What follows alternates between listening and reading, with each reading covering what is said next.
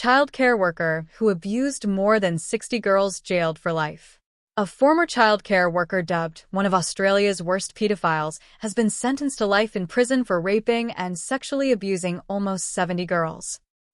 Paul Griffith, 47, confessed to 307 offences committed at childcare centres in the Australian state of Queensland and overseas between 2003 and 2022. His victims were aged between 1 and 7. Judge Paul Smith called the scale and nature of the crimes depraved and horrendous, saying there was a significant breach of trust.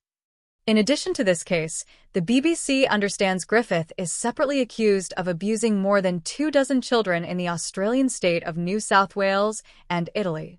In the Brisbane District Court on Friday, Judge Smith said Griffith, who the court heard had a paedophilic disorder, had a high risk of reoffending, ordering a non-parole period of at least 27 years.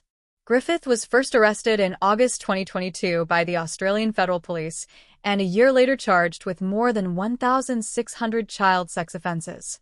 Most of these were eventually dropped. Warning: this story contains details readers might find distressing. Investigators found thousands of photographs and videos of his abuse, which he had filmed and uploaded onto the dark web. Although faces were cropped out of the footage, they managed to trace them to Griffith because of a unique set of bedsheets seen in the background of some of the videos, which had been sold to childcare centres across Queensland.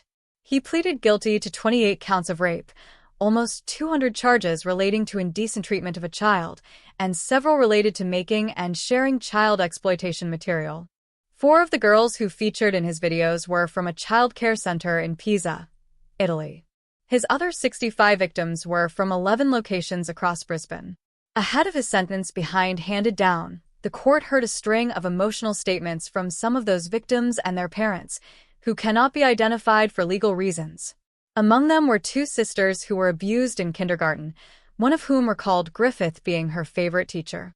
To find out what he was really doing was devastating. I don't seem to be able to process it even now because there's a disconnect between what I remember and the reality, she said, according to the Courier Mail. Another woman told how his actions had robbed her of a normal childhood, recounting her struggles with mental illness in the years since. "I will never know what my life could have been like," she is quoted as saying, in an article by The Guardian Australia. "I can never know what it would have been to grow up unafraid of people."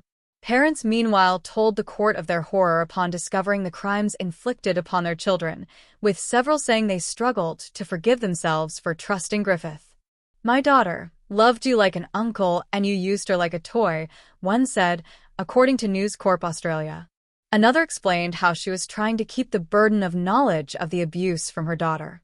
"I cannot undo what you did to her body, but will do everything I can to limit the damage to her mind," she said, according to the Courier Mail.